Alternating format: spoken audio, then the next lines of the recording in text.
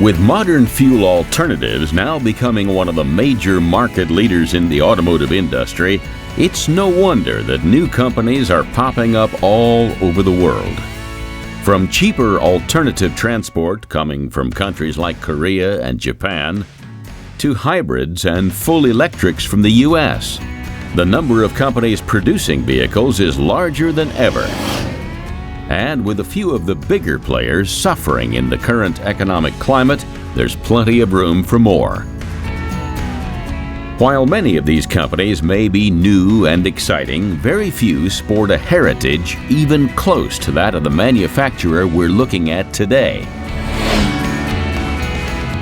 Triumph have been around a long time indeed. Though the history is a little muddy, with several companies breaking apart and merging, the real starting point of the motorized side of the business is very clear, with the first ever Triumph motorcycle leaving the early 20th century version of a production line in 1902. Thanks to almost 2 decades of previous work building Triumph into a successful bicycle manufacturing company, they were well equipped to cater to the large demand their bike quickly picked up. And by just 1 year later in 1903, they had sold over 500 of their Belgian Minerva engine-powered bikes.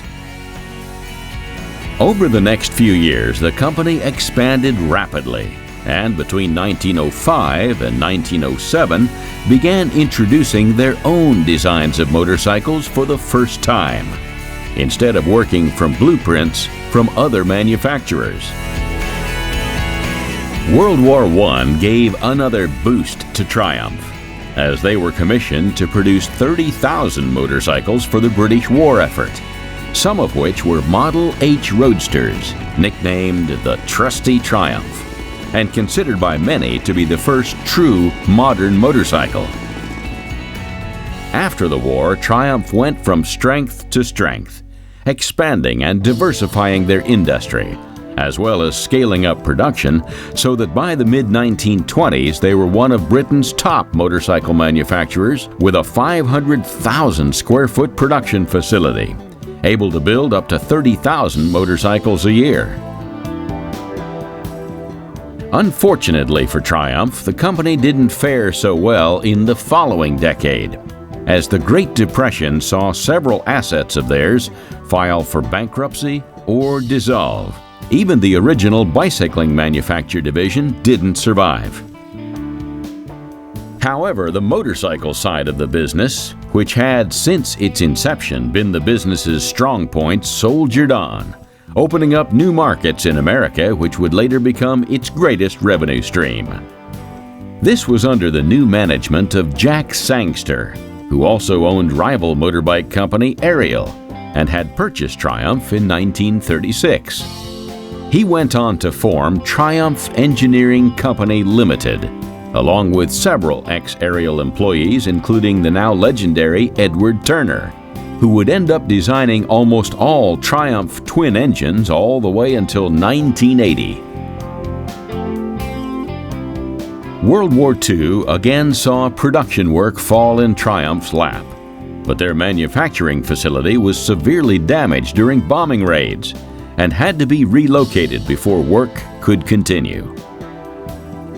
Over the next few decades, the company prospered under reasonably careful management and the clever designs of Ed Turner.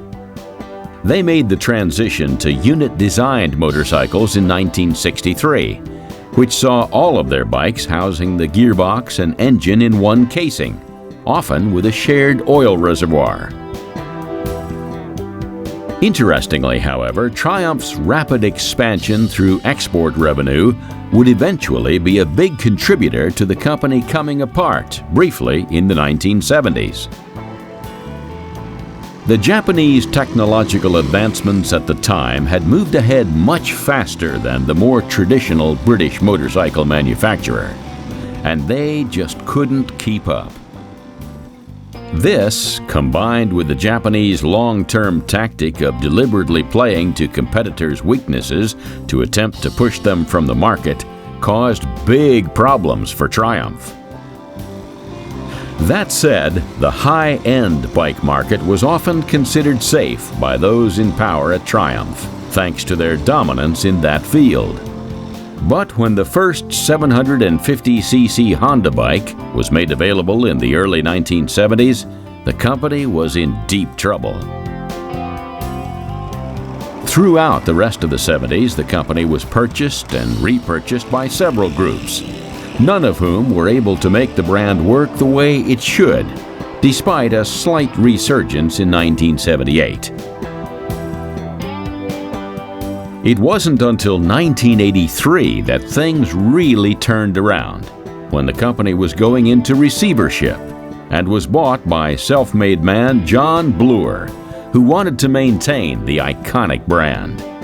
The company produced repair parts for bikes still doing the rounds in the second-hand market, before finally delivering a new range of motorcycles to the public in the early 90s.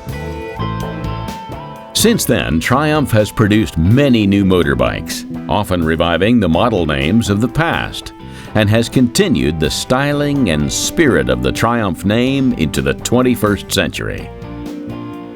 Which brings us neatly to our first bike in Triumph's 2010 lineup, as well as the first in today's program, the Speed Triple.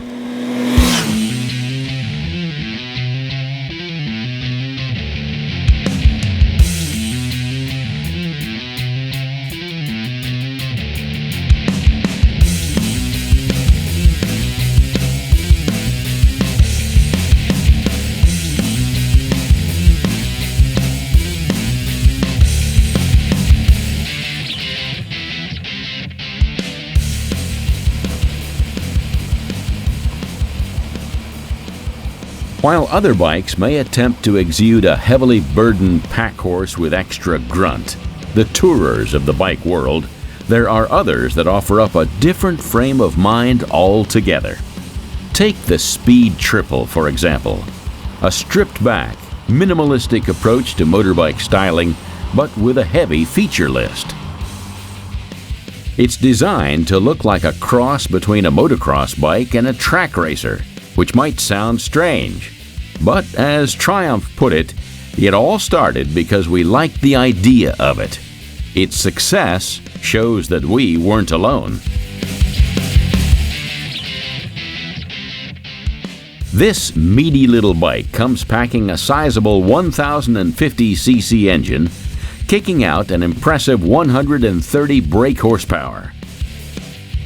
While the torque peaks at a healthy 105 Newton meters as soon as you hit the reasonably lofty 7,550 RPM.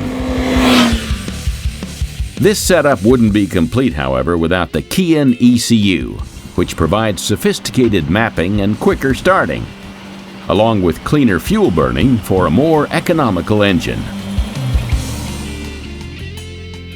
The whole affair is supported nicely by a matched pair of cast aluminum multi-spoke alloyed wheels, checking in at a respectable 17 inches in diameter. These are mounted by different suspension systems depending on whether your focus is on the front or the rear of the motorcycle. The former sports 43mm Showa upside-down forks with dual-rate springs and adjustable preload, rebound, and compression damping. The back, however, uses a Showa monoshock, but gain with adjustable preload, rebound, and compression damping. When it comes to stopping the Speed Triple, Triumph have you covered also. The front sports twin 320mm floating discs and twin Brembo 4-piston 4-pad units, both running a radial master cylinder to provide outstanding braking performance. The rear is less impressive, but still designed to do its job admirably, with a single 220mm disc and a Nissin 2-piston sliding caliper. However, despite all the racing attributes of the Speed Triple, Triumph haven't forgotten about the comfort side of the equation and have incorporated several features to make sure your rider is as comfortable as possible. While both rider and pillion are treated to nicely padded seats, The passenger on the ride also has the addition of repositioned ball-burnished aluminum footrests to give them more legroom. The rear end of the bike shows off some more of the Speed Triple's sharp minimalist styling with its new rear subframe and polished steel heat shields to protect rider and passenger from the heat of the exhaust, a classical bike injury easily avoided. This is all topped off with a clear lens rear lamp that utilizes LED technology.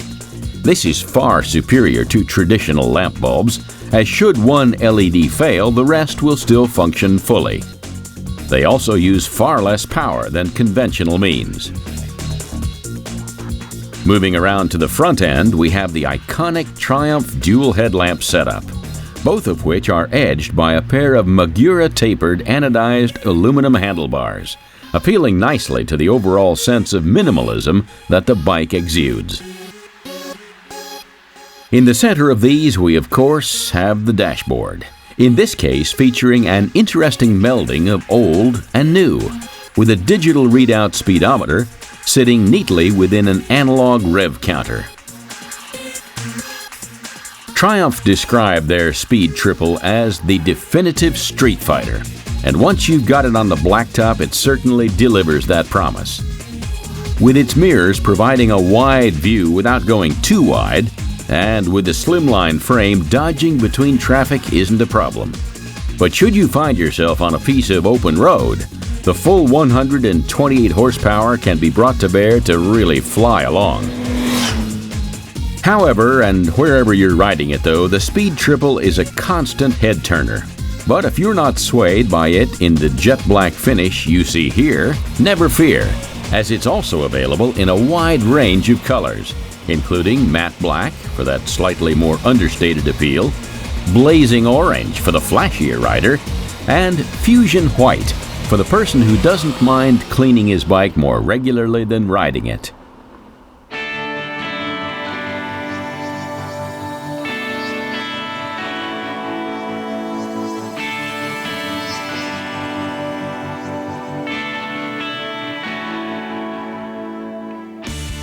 Each brand of manufacturer has a flagship series, or one that encapsulates the brand more than any other of their products.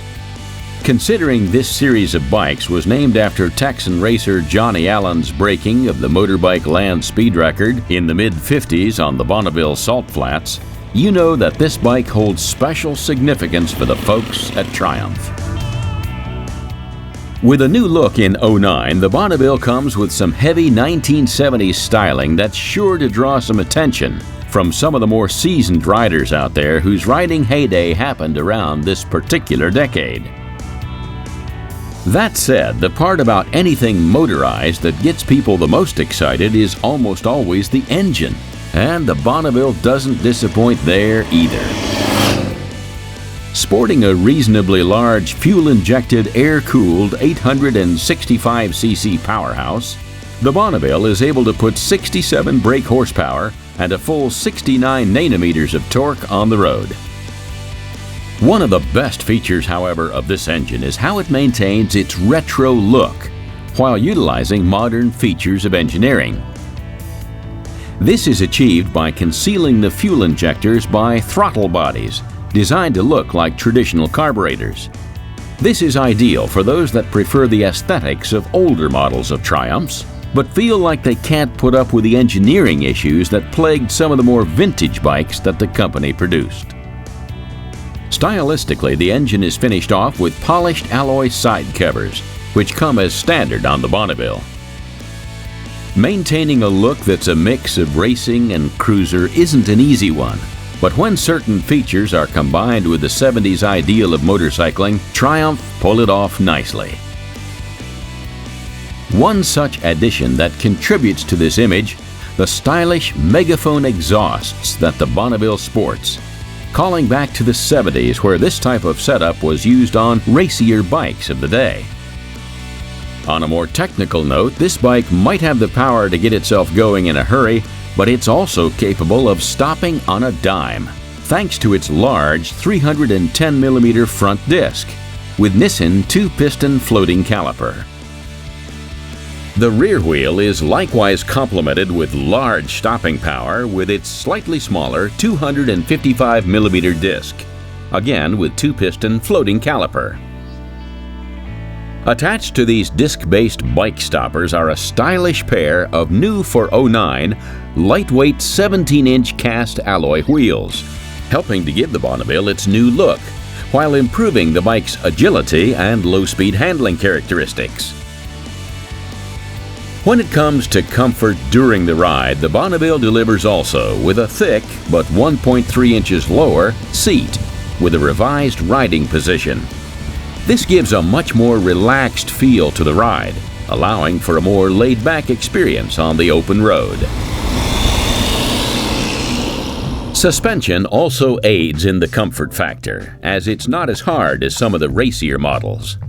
The Bonneville sports 41mm forks with 120mm travel, while the rear is much fancier with chromed spring twin shocks, with a fully adjustable preload and 100mm rear wheel travel. At the front end, the Bonneville has slightly lowered handlebars that are closer to the rider to complement the seat height change and enabling the more relaxed rider position. Centered between them, of course, we have the instrument panel, which features the large classical white-backed analog speed readout. All these features and any accessories you choose to add to your particular Bonneville are all held together by the tubular steel double cradle frame. That's incredibly strong while maintaining a low weight, therefore making handling seem light and precise. Complementing the adjusted handlebar position and the height-reduced seat, the lightened frame makes it far easier for less experienced riders to pick up a bike of this size and have little fear of dropping or losing control during some of the trickier bike maneuvers. Despite the Bonneville sporting an iconic name that relates to an event integral to the history of the longest-running motorcycle manufacturers in the world, it's not the only bike that's got a bit of history to its title.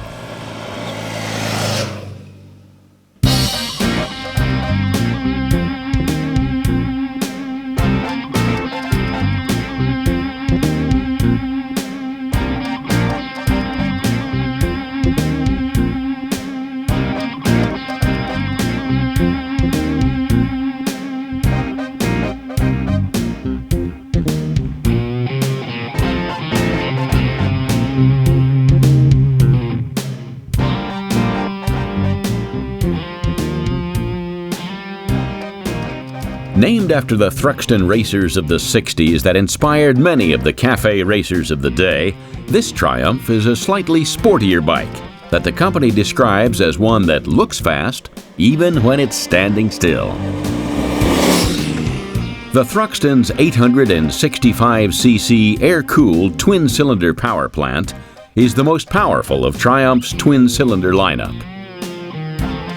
It has a peak power output of 69 horsepower, which comes fully into play at 7,400 RPM and 17 Newton meters of torque delivered at 5,800 RPM. Just like the Bonneville and its similarly sized engine, the Thruxton shares a 360-degree firing interval, as well as featuring hot camshaft profiles and a compression ratio of 9:1. The Thruxton takes another leaf out of the Bonneville's book with its retro engine profile. Utilizing the same fuel injectors concealed by throttle bodies to look like carbs, the Thruxton holds on to some of the better visual features of older bikes, while exuding a more modern racing feel.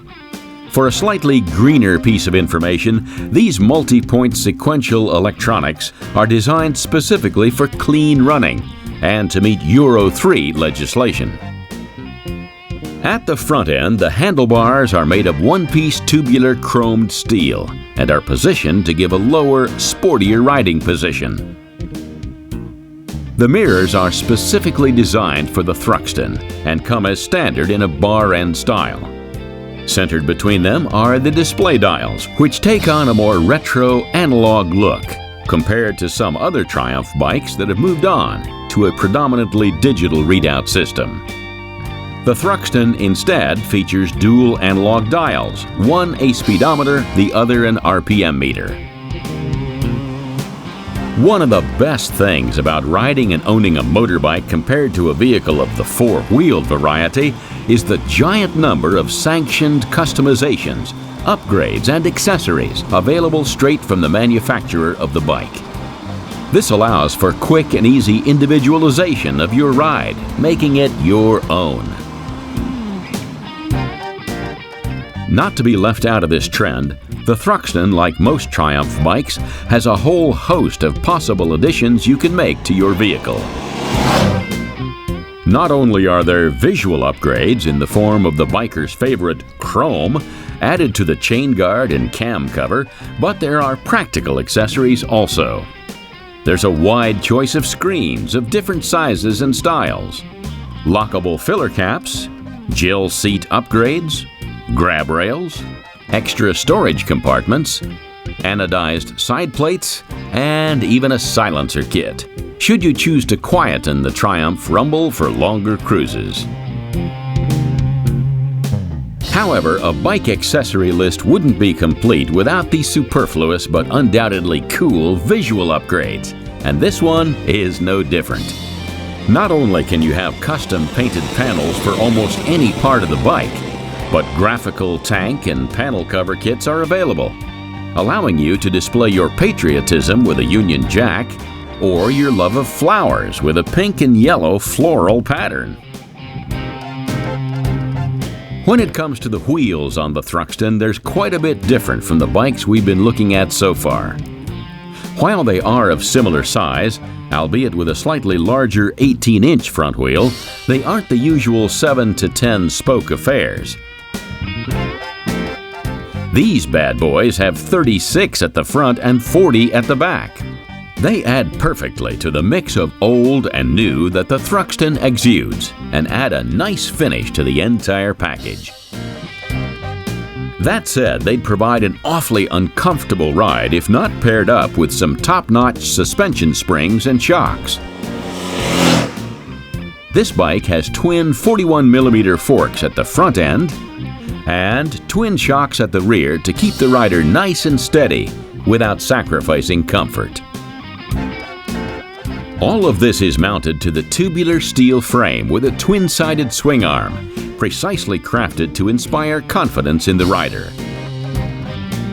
Its harder edge and sportier look with retro styling give this bike great character and make it one of the more interesting-looking Triumphs to take for a spin.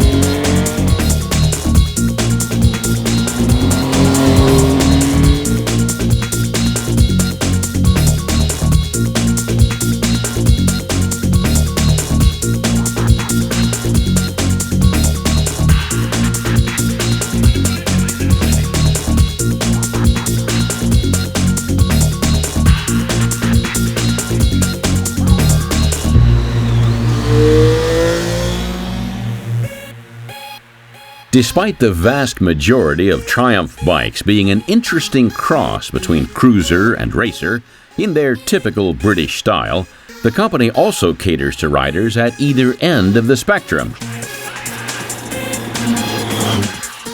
At the cruising tourer end, you have the Rocket 3.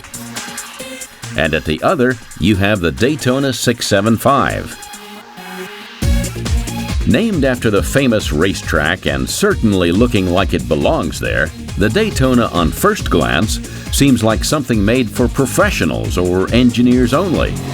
While this isn't the case, this bike is certainly far more serious in its approach to speed than its more relaxed, cruisier cousins.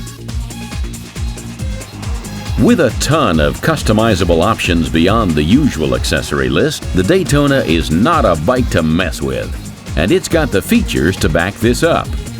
To start with, it sports the lightest frame in its weight class, and along with its streamlined 3-piston engine, the Daytona 675 has always provided some of the best handling and agility in any high-end factory-built racer.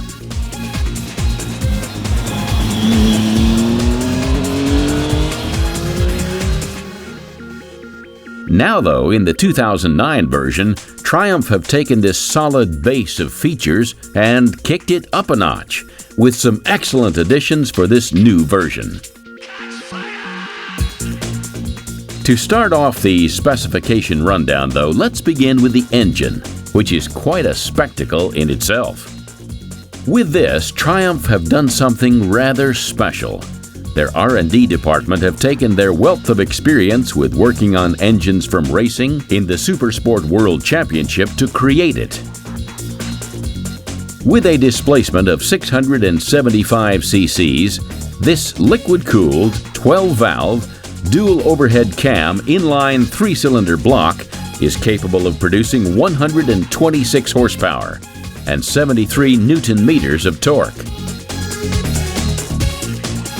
This engine is complemented in its narrow design by the frame of the bike, which is fabricated with open-back cast spars which wrap over the top of the motor, continuing the streamlined ideal that the 3-cylinder block is designed for.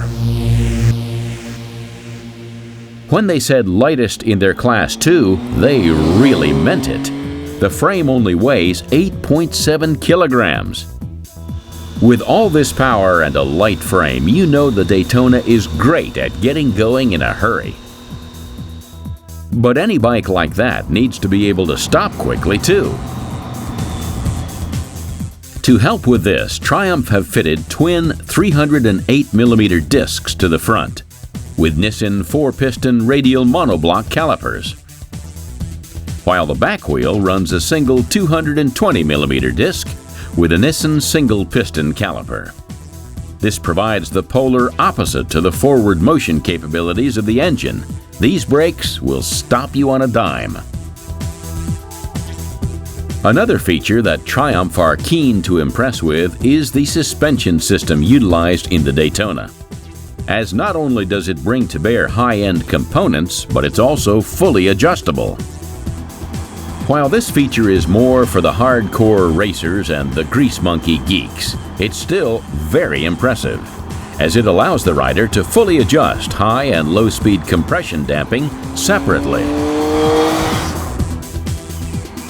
This may allow the rider to fine-tune their riding experience to their own style, but tweaked or at stock, the Daytona has fantastic handling ability thanks to the front 41mm upside-down forks and the rear monoshock dampener with piggyback reservoir, allowing for an excellent connection between rider and road without sacrificing comfort. The dashboard readouts for the Daytona are also rather impressive and show a definite move in this type of bike to digitize as much as possible. There's of course the analog RPM dial like other Triumph bikes, but this one also features a digital readout with speed, clock, average fuel economy, lap times for use on the circuit, and minimum and maximum speed over a certain period of time for those that enjoy such stat tracking.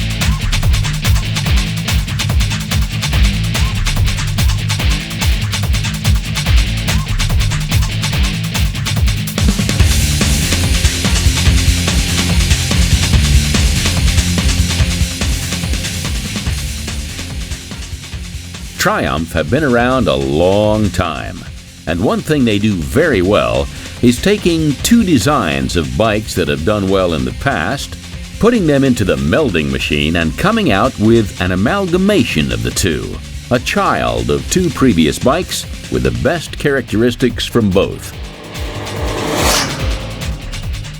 The Street Triple is just such a bike, taking the style and attitude of the Speed Triple and the performance and agility of the Daytona 675 to make what Triumph would describe as a mid-weight street fighter, offering an excellent middle ground for those that want a little more style than the plastic-covered racing bikes, but a nice, speedy upgrade to the Scrambler. The Street Triple fills such a gap wonderfully, sporting not only one of the best price tags of any bike of these looks and performance, but some very nice features too. Straight from the Daytona 675, it comes with a 3-cylinder, water-cooled, 675cc 12-valve engine, pumping out 107 brake horsepower and 69 Newton-meters of torque. This impressive powerhouse is handled smoothly by the 6-speed gearbox, utilizing fully the engine's impressive power and torque, making sure you're always running in the perfect gear. With an engine like that, all those exhaust fumes have to go somewhere, and that is handled by the twin level oval section pipes strapped to the right-hand side of the bike, which give the Street Triple a distinctive sound. This can be further enhanced with the optional Aero Lowboy exhaust system. It reduces the overall weight of the ride by 7 kilograms over the standard parts, improves performance throughout the entire rev range, and gives a slightly deeper, throatier sound, overall changing the image and performance of the Street Triple. Other accessories available for this bike are a little more aesthetically focused than the Lowboy exhaust. You can add a color-coded fly screen with smoked extender to reduce the number of insects pancaking on your person, or color-coded seat cowl and belly pan to give a more streamlined appearance to the bike. The rear of the bike can also see further customization with a clear rear brake light, which allows for improved color coding of the bike for the more image-conscious rider. Paint-wise, the Street Triple definitely borrows its rather unique styling options from the Speed Triple, giving the option of the more traditional jet black, as well as the more flamboyant roulette green and fusion white. With its pretty iconic looks, mind-bending performance, and impressively low price tag, the Street Triple is a fantastic buy. And it's unsurprising that it's the best-selling bike that Triumph make since its release.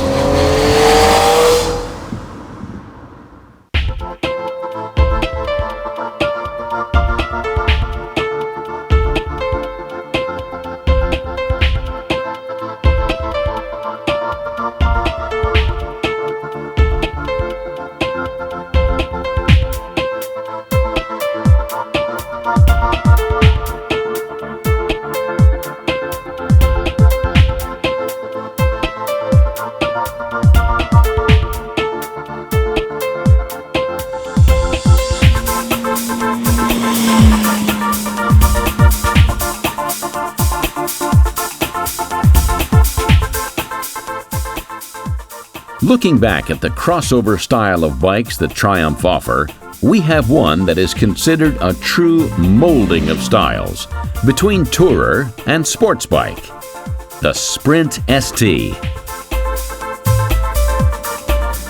What a melding like this allows is a multi-purpose ride for the multi-purpose rider. If you want to have a quick zip through town, or really open her up on a nice curvy stretch of road, you can do so. However, should you have a long trip planned that requires a comfortable place to seat your posterior for an extended period of time, this bike does it too. In terms of racing credentials, the Sprint ST has some serious specifications to get your mouth watering. It houses a top-of-the-line Triumph liquid-cooled 1,050cc fuel-injected 3-cylinder engine, dealing out a peak power of 125 brake horsepower when you reach 9,250 RPM, while peak torque of a huge 105 Newton meters is delivered to the back wheel at 7,500 RPM. This is all nicely complemented by a smooth 6-speed gearbox and clutch, which is fitted with anti-backlash gear. Of course, this is also mapped out with Triumph's Kian ECU, which gifts quicker starting, cleaner running, and an improved fuel economy.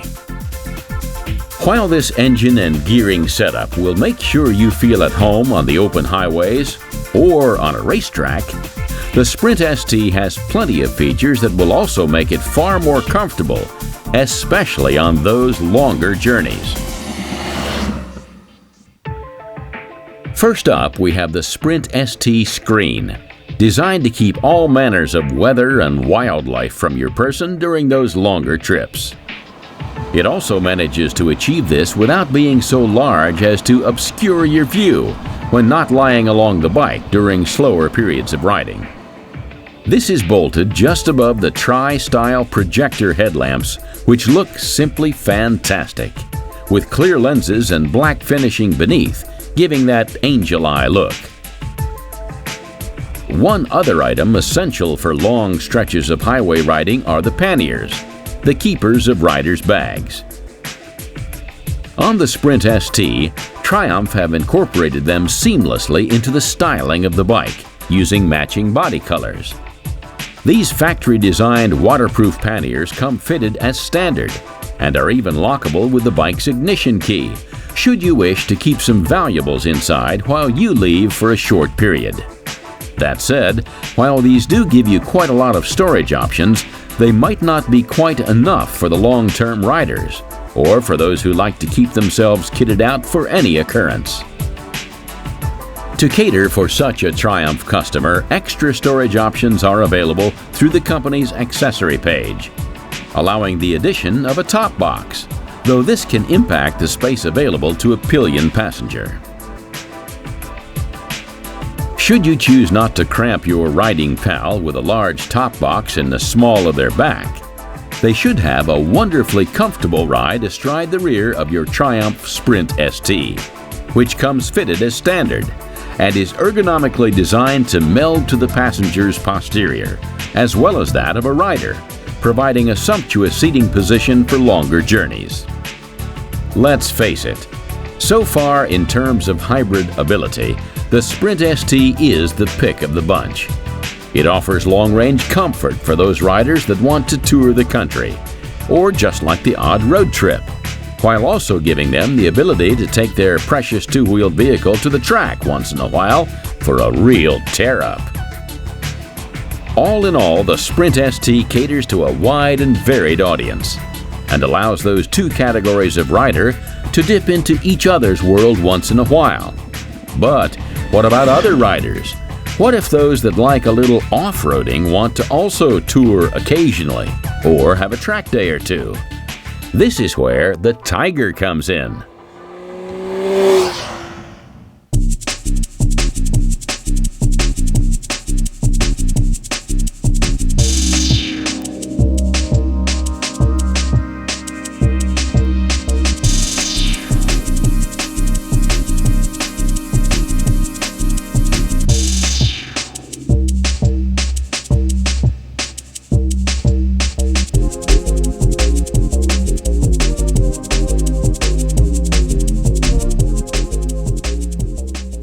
Continuing on from Triumph's molding of riding styles, the Tiger incorporates yet another echelon of biker, the off-roader. It commutes, it tours, it scratches is Triumph's slogan for the Tiger, and they certainly aren't wrong. With much more of a scrambler look to it, the Tiger looks ready for anything and certainly has the hardware to back it up. Powered by what's described as a torquey 1050cc engine, this bike is able to produce 113 brake horsepower, and a meaty 100 Newton meters of torque, which gives ample power reserves for those two-up fully laden tours. The seat aboard the Tiger is relatively multi-purpose also, while being comfortable, snug, and supportive for those longer journeys, and also giving enough wiggle room to make the most vigorous of riding a real breeze. The handlebars have also been customized for the Tiger, being made slightly wider to give a more comfortable riding position and excellent control no matter what the speed and type of riding, be it urban maneuvering, off-roading, or motorway cruising. The suspension for the Tiger is also specialized for multi-purpose riding. The front sports 43mm Showa upside-down, fully adjustable forks, with spring preload and rebound damping. The rear shocks, like most Triumph bikes, however, revert to a monoshock that's still fully adjustable. These dampeners and springs provide a comfortable ride on the worst of roads and excellent control when the pace increases. When it comes to bikes designed to ride in different situations, one of the most important factors is making it accelerate effectively. But equally important is equipping it correctly to come to a stop. The Tiger does both aggressively. Equipped to practically stop on a dime, this bike has twin 320mm floating discs with 4-piston radial calipers at the front and a single 255mm disc at the rear, covered with a Nissin 2-piston caliper.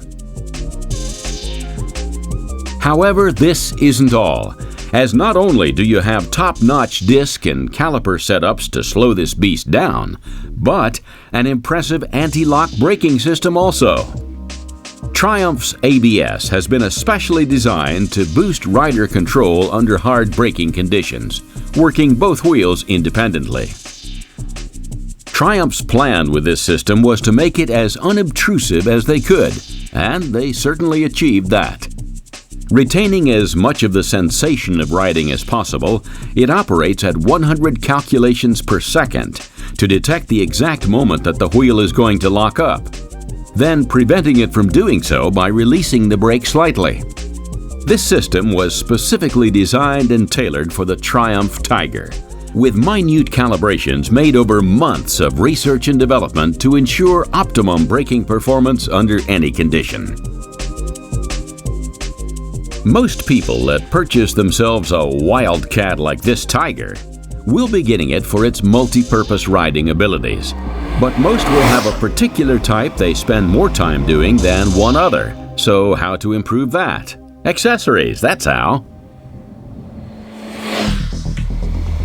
If you fancy improving the long-range touring ability of the ride, how about adding some extra panniers or back boxes?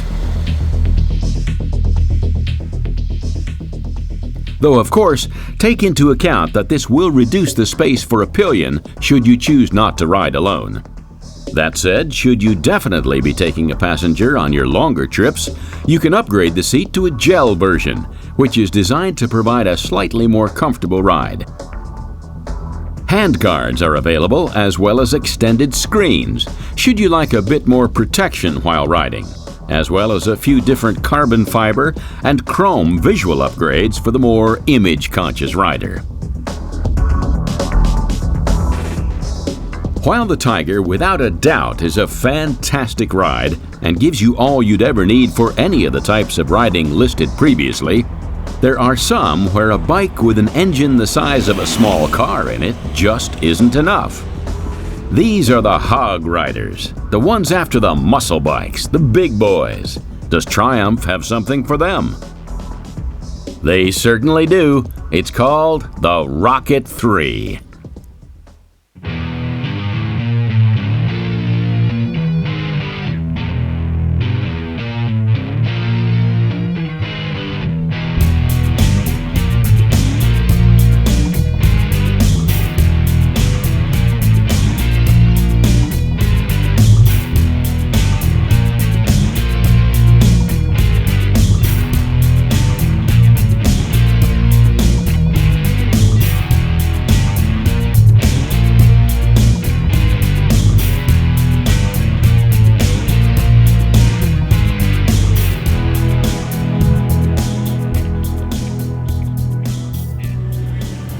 Currently the largest production motorcycle in the world, the Rocket 3 is a monster of a two-wheeled motorized vehicle. Sporting a 2,300cc triple-cylinder power plant of an engine, this bike is a real beast, booting out 140 brake horsepower and a giant 200 Newton-meters of torque. Out of necessity, it's water-cooled to keep it from overheating. But despite the size of this powerhouse propelling the Rocket, the engine is surprisingly smooth, thanks to it being drive shaft driven, which contra-rotates against the crankshaft, making for minimal torque reaction.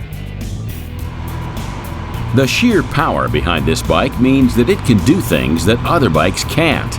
And one of those is accelerate easily with a solo rider or pillion 2. It makes almost no difference. Accelerating hard no matter what the occasion, thanks to the sheer force generated by an engine capacity of over 2,000 cc's.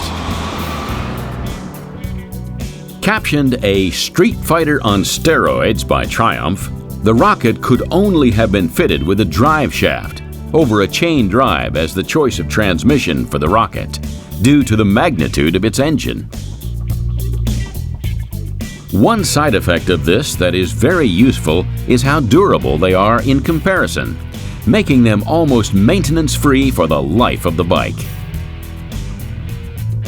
With an engine the size of this, it needs very specific fueling also. Utilizing twin butterfly valves for each throttle body, precise control over the engine is achieved, allowing the ECU to vary the mixture flow and ignition map depending on gear selection and road speed. This enables a perfectly tailored torque curve for each gear ratio, the result of which is fantastic, delivering over 90% of the engine's whopping amount of torque at just 2,000 RPM, making the 5-speed gearbox almost redundant. Brake-wise, the Rocket 3s are also quite impressive, and they're more than capable of stopping the bike in a hurry. It comes with twin 4-piston calipers paired with 320mm floating discs, all built to sports bike specification, providing stunning stopping power. The rear brakes have been designed especially by Brembo and is a single twin-piston caliper with a 316mm disc. When it comes to handling those long tours across country on a bike like this, you need to have good suspension under the frame. Sporting 43mm upside-down forks at the front and chromed spring twin rear shocks designed especially for this bike, the Rocket is well equipped for any conditions you'd encounter on the open road. While the internal workings of the Rocket 3 are an impressive piece of engineering, very few people will want to ride something that only impresses with a specifications list. Fortunately, the Rocket is hardly an ugly machine, with its triple-piped exhaust really helping to make the bike stand out from the crowd. That said, if you want something a little more individual, Triumph, of course, offer up a whole host of extras and accessories for you to take on or replace parts with to add that bit of flair. Due to the Rocket being a true cruiser in every sense of the word, most of the additional are geared towards the grittier biker image that a two-wheeled vehicle of this size is bound to induce. You have your classic footboards, the classic handlebar kit, which gives a more retro riding position, clock kits to add more dials to the bike's dashboard, tweaked suspension for improved comfort during longer tours, darkened fog lights, fly screens of various sizes, and many, many more. With a list of customizing options as long as this, even a bike that's as unique as the Rocket will be one of a kind. Paint jobs too give you plenty of styling options, despite the initial range being quite limited. Buying a Rocket 3 straight from the factory in its standard form will only yield you 2 paint job options, one being the Phantom black coloring you see here, as well as Claret, a deep burgundy or maroon color. However, should you decide to go a little more extravagant, you have several other choices in the accessories list. Not only do you have vivid cardinal red and phantom black flame paint jobs, but you could also go for something a little more native with a tribal orange paint job that sees a bright coppery orange with a tattoo-esque black decal across the fuel tank. Whatever style of paint job you end up going for, though, there's no doubt in anyone's mind that when you're astride a Rocket 3, the name is aptly chosen, as this beast looks like it could take off at any moment. It's a real head-turner of a motorcycle, and anyone who wants insane levels of power, or just a bike big enough to draw some eyes when you roar through town, the Rocket would be a top-notch choice.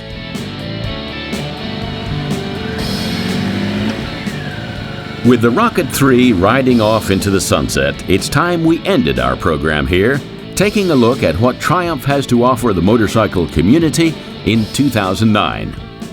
Like the company itself, we've come a long way, taking a brief look at the early history of Triumph as they began their motorcycle production, through the First and Second World Wars, and the Roaring 60s, to the eventual homecoming of the Triumph range in the early 90s and 2000s. The range of bikes available today is wide and well fleshed out, with many a crossover for the rider who wants the best of both worlds, or three in some cases.